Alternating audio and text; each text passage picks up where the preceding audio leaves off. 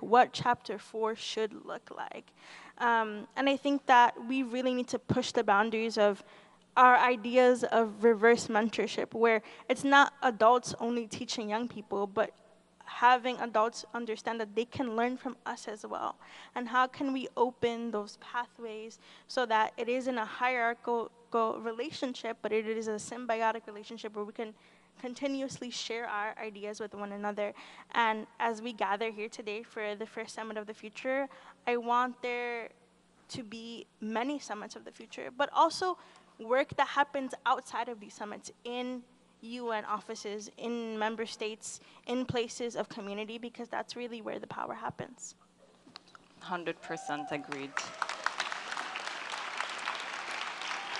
So, Mr. Secretary General, if I would refer again to the UN Charter, where it says, "We the peoples of the United Nations," and I must say I'm fascinated by this sentence, although it's been there since the establishment of the UN, and I'm fascinated by it because I find it very interesting that it says, "We the peoples of the United Nations." It doesn't necessarily say, "We the governments of the world." This doesn't say, "We the people representing the other people." It really says, "We the people." So for me, it sounds that it really centers us as a collective of individuals.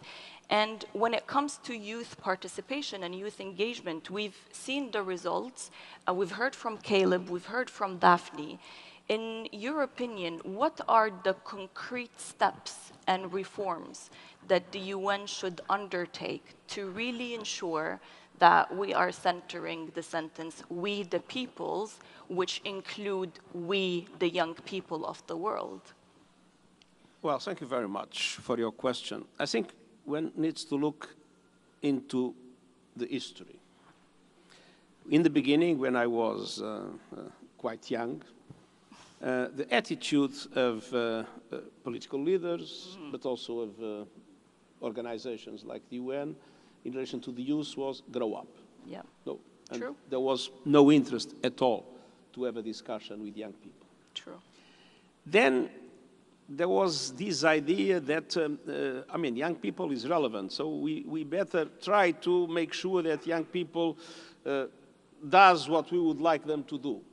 Let's not forget that facing this attitude of rejection, young people revolted. May 68, remember, I'm talking about my young people's time. Yeah.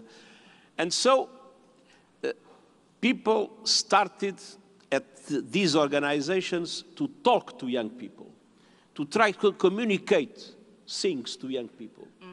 Not to listen to young people, but to tell things to young people, to try to convince young people to do this or to do that. Then we discovered that wouldn't lead anywhere.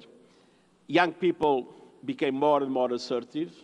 And so the third stage in which we are now is a stage in which there is a growing interest and the creation of some mechanisms to listen to young people. And there is a lot yet to be done. I think what this demonstrated is that we are somewhere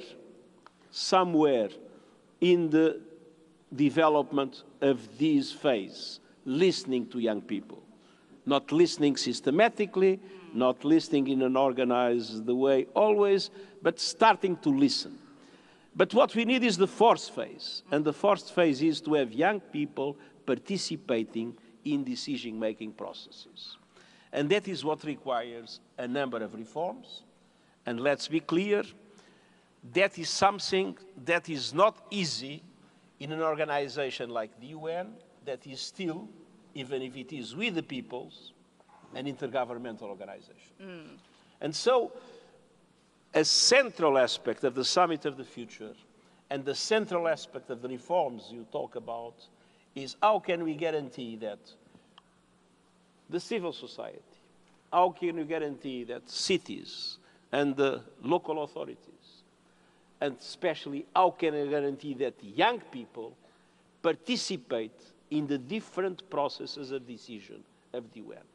Now, this is the task that our office now has to engage very strongly, which means looking into how the bodies of the UN work, General Assembly, how does the Economic and Social Council work. Security Council will be more difficult. Okay. We need to find ways in which, with the office totally committed to that, to make sure that in the decision-making processes of these bodies, there are moments in which there is an active intervention of young people. Not only that there is a consultation of young people, but moments of active intervention of young people. As we need to have moments of active intervention of the civil society, and as we need to have, in some aspects, moments of active intervention of the regional and local authorities that know better than governments at national level what's really happening with we the peoples on the ground. Now, these are the reforms that we intend to accelerate now, and it means discussing with the leaders of the different bodies how to make sure that in the work of each of the bodies there are moments in the different processes in which the young people has a systemic participation and not one like those that are there in that picture. And we are totally committed to do it. Yeah. But there is another thing that is essential, is to have more young people working inside the organization. Unfortunately, many organizations in the world, and the UN is one of them, for different reasons, but especially for budgetary constraints, tend to have an aging population. And one of our objectives is to reverse that trend. We need to have much more young people working daily, there where the dossiers are prepared, there where the decisions are studied, there where the ideas are born, to make sure that the kind of product that comes from the different areas and departments of the organization is much more adapted to the needs and to the interests of young people than what it is the case today. So, two main objectives.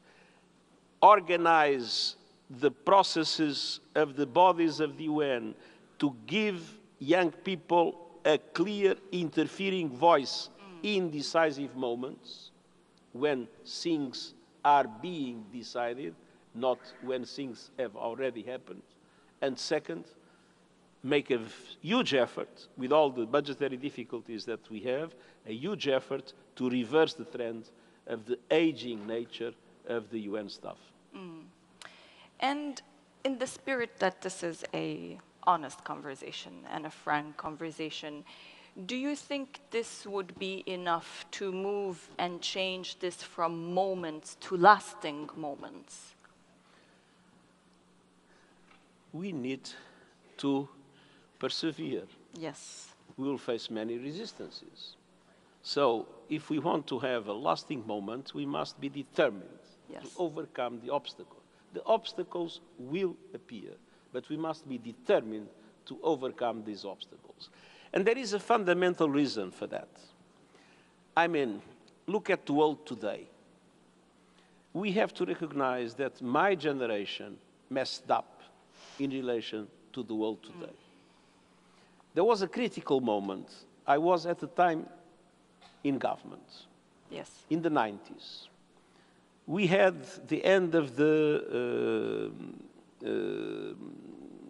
Cold War. We had globalization that appeared to be the solution of all problems. And there was a sense that the world was moving in the right direction, and the generation that was in charge did nothing to correct the negative aspects that were going to appear. And then we saw that the globalization indeed produced richness, but it produced inequality. And then we saw that the end of the Cold War meant a multiplication of hot wars. And we see them now everywhere in the world. And then we discovered that the economic model that was in place had forgotten that there is nature, had forgotten that there is planet, and started to use resources that were limited and started to have an impact of destruction of the planet itself.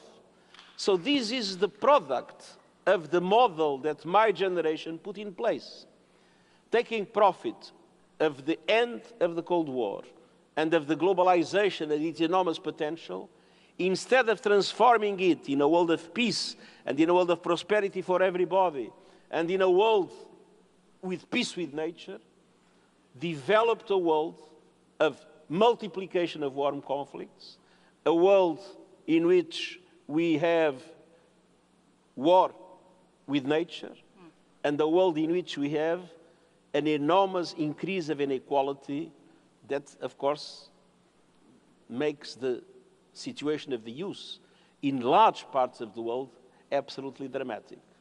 Now, if my generation recognizes that we failed and that we need to revert things and that we need a new model that takes place of the enormous potential of new technologies, that takes place of the enormous energy that has been generated in the world, makes peace with nature, creates true mechanisms of participation and equality at global level, and overcomes the contradictions that lead to the conflicts of today, for that we need a new generation, a digital generation. I'm still an analogic, a digital generation that is able to understand that we are leading to a disaster and that is able to revert things and take profit of the enormous potential that exists in the world to build something in which the next generation will feel comfortable. And we cannot do that if your generation is not part of the decision-making process that is still controlled by my generation that messed up in the way it has happened.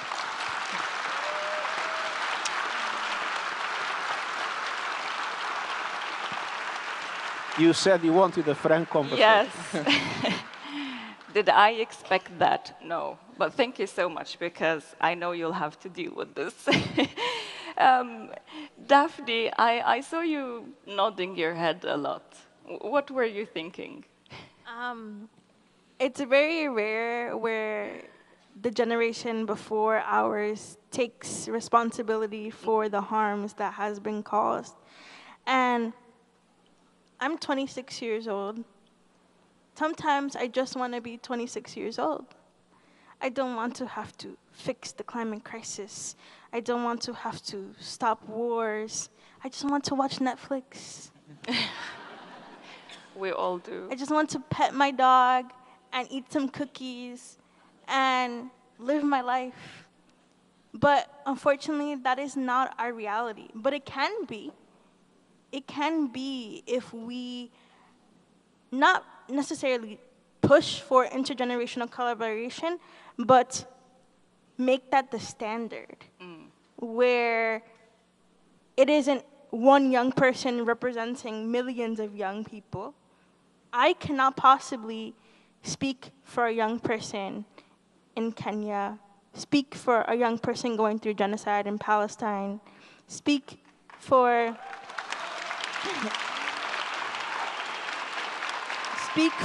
a young person, thank you, in Australia.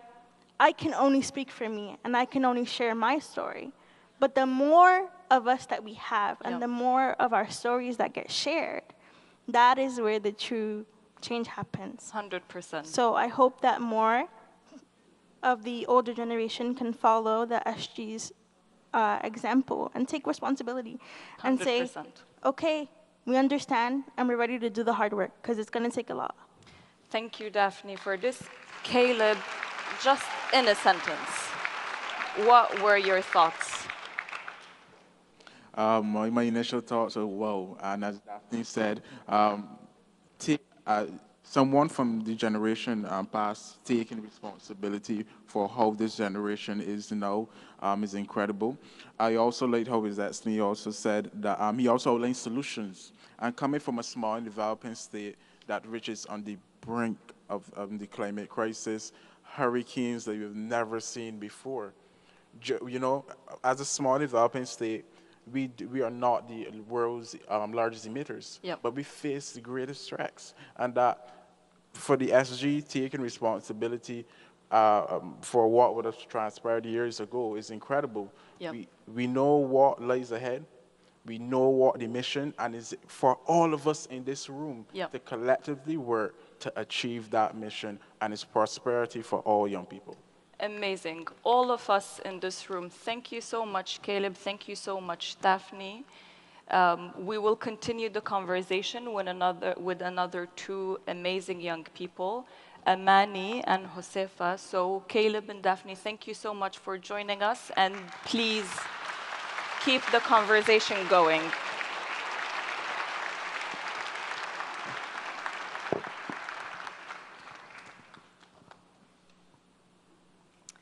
That was very honest, Mr. Secretary General. That was very honest. Thank you for sharing that. That is simply the truth. That is simply the truth. Yeah, that deserves a round of applause. That is simply the truth. You know, there is a book that was published called The Death of Truth. Yes. And we see a lot of things being done in misinformation, especially in social media. I mean, to kill the truth. That's true. We must make sure that the truth survives. And is heard. Truth wins. Thank you so much. Josefa, thank you so much for joining us. You are an Indigenous youth, policy coordinator of the Global Youth Biodiversity Network. Amani, thank you so much for joining us, the co-founder of at Unleashed, Potentials in Motion. So, Josefa, if I would start with you, in your opinion, what are the strategies that can be used and deployed today to ensure a meaningful youth participation in the decision-making processes, also taking into account what the SG has shared? Thank you so much. And I absolutely agree. Because among the young people, I just really want to emphasize that there are among them Indigenous youth, youth with disabilities, young refugees who are marginalized. And I think that unless our systems, our institutions, our decision-making processes, unless those work for them, and unless they listen to them and are led by them, then I think we would not only be failing at leaving no one behind, we would also be failing at listening to the voices and values and lived experiences that are very central to really healing the world that we live in. And I really say this also as an Indigenous young woman who is constantly being shaped and molded by the young people, the Indigenous people that I interact with every day at home and in the work that I do. These are people who really continue to be caring for each other, caring for the land, caring for nature, and remain compassionate and kind, even as they fight a system that is harming them and oppressing them and even killing them. So unless our institutions and processes are being led by them, then we would be failing at what we need to do, really. And just to add, I think what we need then is a shift, really, the shift in who holds power and space to speak and to lead, a shift in who gets resources, a shift in whose expertise we are listening to, and whose values are guiding decision-making. For me, this needs to happen for transformation to really happen if we are sincere about really shifting and changing the system. That's very well put, especially if we are sincere, and I hope everyone here is sincere about making that shift. Amani, what are some of the examples of innovative approaches that youth utilize in tackling the global challenges? Thank you so much for the question and for the opportunity to speak. First of all, we have mentioned a lot of challenges, and I know the world is currently facing a lot of them. You mentioned about innovation. Innovation is one way that we can assure a better future. But this innovation should be innovation for good. There are a lot of challenges, and all these challenges can be really solved if we are to change the way we are doing things for better. I will share briefly about my story. I am a displaced person for the last 16 years. I've been living in Uganda as a forcibly displaced person from the Democratic Republic of Congo. My life has been with a lot of adversities, but also great choices to make the world a better place. In 2018, I co-founded a youth-led organization called Unleashed, Potentials in Motion, where we empower young people in leadership, potential discovery, business development, and social entrepreneurship. And we have seen how this innovation can support young people to realize their future goals, because for anyone who has experienced a displacement, you know how it comes with traumas, having left your home behind, having left your story behind, some of your family members. So, and right now we have over 120 displaced people, 20 million displaced people. And it is such a huge, it's such a huge opportunity that we have to tap in their talents, their skills, without leaving anyone behind. One of the youth that we trained called Pasia Baraka.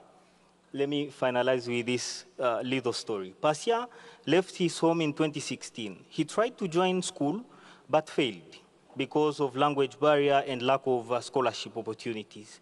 He learned that Unleashed had opened up its doors. He applied quickly, and then he gained the scholarship at the organization. He started through mentorship, he made research and realized that in the settlement, malaria was killing quite a big number of young people.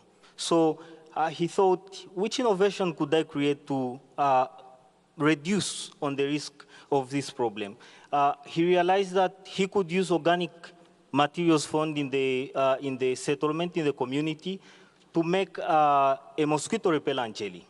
Pasia made the mosquito repellent jelly that is currently solving big challenges, and he's supporting quite a number of young people to get jobs through his innovation. Now, this is one of the many innovations that young people are making. Like in this room, there are quite a lot of bright minds that are having a lot of innovations that they are creating to solve the challenge that face our world today. When youth are empowered, trusted, and funded, major breakthroughs that will shape our world to solve the challenges of today and the challenges of tomorrow is a guarantee. Thank you.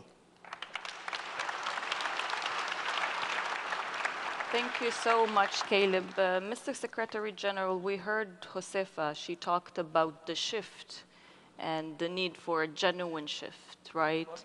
A genuine shift, a genuine interest in making the shift for meaningful and equal youth participation. And Amani shared with us his story and also made a very incredible remark about, the need to have youth empowered, trusted, and funded. What are your thoughts on this? I believe that one of the things that is essential at country level, as in international organizations, is to unleash the potential of young people. I mean, things are organized in a way in which, to a certain extent, young people has no opportunity to develop their own capacities and to be able to have an active engagement and contribution to the society as a whole. So one of the key reforms that need to be done, that need to be implemented at all levels, is to free the young people, to let young people strive, to let the potential of young people be multiplied. And what we see today, if one thinks about how technology is evolving, this is a need even for the future economy. The future economy requires a level of youth in the capacity to understand the new technologies and to use the new technologies, that it's absolutely essential to create the space, create the environment in which young people can assume leadership in their lives, in their activities, and more in the lives and activities of the community. This is, I think, the main objective of my generation, is to let the next generation be able to take the power that we are still misusing. Wow. Is that a commitment? Is that a commitment? Is that Is that a commitment? Yes, it is. Yes. But I mean, let's be clear. Power is never given. Power is taken, which means young people need to have a exigent approach to their participation in countries, in organizations, in the life of our planet. So I encourage young people not to be afraid to fight for their rights.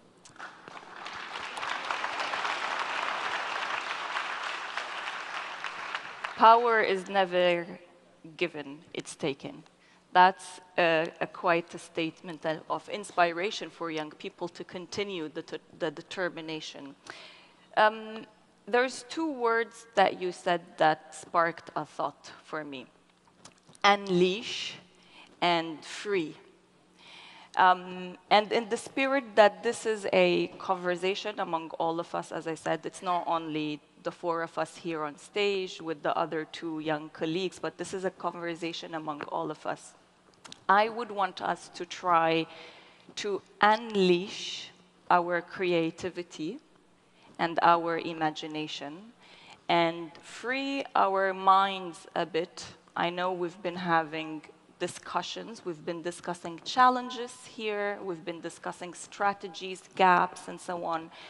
But we also want to have a moment to think, to reflect, and to imagine a little bit.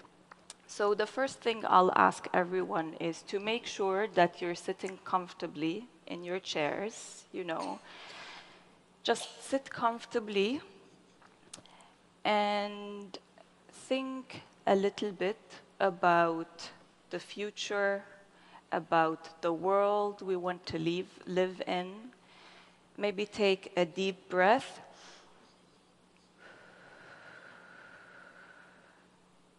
Maybe another deep breath. And if you feel comfortable, close your eyes. If you don't, just try to think and connect with yourself a little bit. And while we do that, I want you to think and imagine two different worlds. One world where nothing changes, no reforms are done to ensure youth meaningful participation, a world where everyone goes business as usual, and a world where the status quo right now, where young people do not have the power to influence or to participate. That's the first world. Now, I want you to imagine a second world where we adopt transformative change, where young people are able to unleash their power, unleash their potential, where young people can be free to participate and able to influence the decision-making processes. So maybe just take another deep breath and think about these two different worlds. Just for a second, imagine how they look like. And then now we have created two different worlds. And my question to you, Josefa, if I can start with you. Which world would you want to live in? Which one would you want your the future generation to live in? And what stood out for you about that world? So of course, it's the one where transformation really happens. And I'll share two aspects that are really personal to me. First is in this future, children and young people are not afraid of the future that's facing them and don't have to fight as hard as we're fighting now. Even as we speak, there is a big climate march going on outside these halls who are calling to stop funding extractivism and the climate crisis, right? So one where children and young people are not afraid of the future. And the second aspect is thinking of my family at home in the Philippines, because my father is an environmental defender and he's facing a difficult situation with criminalization. And so in this world that I envision in the future, I really hope that environmental defenders are safe and fully protected.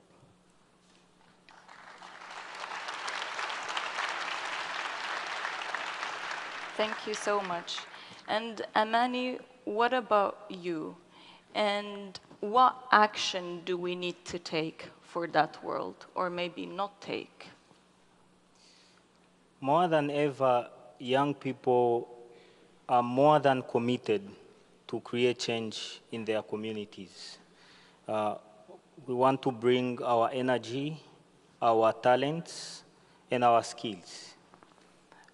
One action that could be taken to achieve a world where we are able to solve challenges that we face at this moment and for the future to come, we could create a youth empowerment fund that supports initiatives that are solving challenges in climatic action, social justice, and innovation. Because this way we can indeed be able to project the future and see a light, to project the future and want to be there, not a world where we don't want to be. And I was talking to someone yesterday who mentioned that at times when they look into the future, they feel like they do not want to be into that future.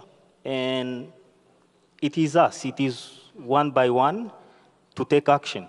Like the Secretary General mentioned, the seat is not given, it is taken. So it is for every individual to take their actions in whichever way possible that they can to create that change and to have that world. Thank you. Thank you so much, Caleb. Now, I have the same question to the audience. So raise your hand if you want to be in World 1. There is one hand over there. There is another hand. Was that a third hand? No? Okay. And raise your hand if you want to be in World 2. That's many hands, more than what I can count. Mr. Secretary General, which world would you want to be in? It's not a matter of wanting to be, it's a matter of building it. We need to build number 2. What is number 1? Number 1 means the temperature will rise to 2.5 to 3 degrees. It means that we will have devastating impacts caused by high-level sea rise, by storms, drought, by all kinds of natural phenomena. There will be no more glaciers, there will be no more corals. Biodiversity will be largely eliminated. Is this the world where we want to live? Of course, a few people will live well in this world. There will be a group of privileged people, because inequalities will grow, that will live in a kind of air conditioning igloo, Yes. and go on enjoying the good things of life. But the overwhelming majority of the population of the world will be in big trouble. And then it will be the world in which the enormous potential of the technologies that we are developing, especially artificial intelligence, will be in the hands of a small group of great companies, and the capacity of transforming this world in a world in which human agency will be less and less relevant, in which we will be controlled by a system that we don't even understand, where we will not even be able to know what is true and what is false. This is the world that will be world number one. But world number two is possible. We can fight climate change now. We can reduce the emissions drastically in this decade. And we can guarantee that we stick to the 1.5 degrees. And that the peace with nature is reestablished in the world and biodiversity is preserved. And the experience of indigenous communities demonstrates that it is possible. And on the other hand, we can use artificial intelligence to make it a fantastic instrument of development in a way that is much more fair, with much less inequality in the world, because it's something that, with adequate investment in literacy, with adequate investment in the youth will be able to use it everywhere.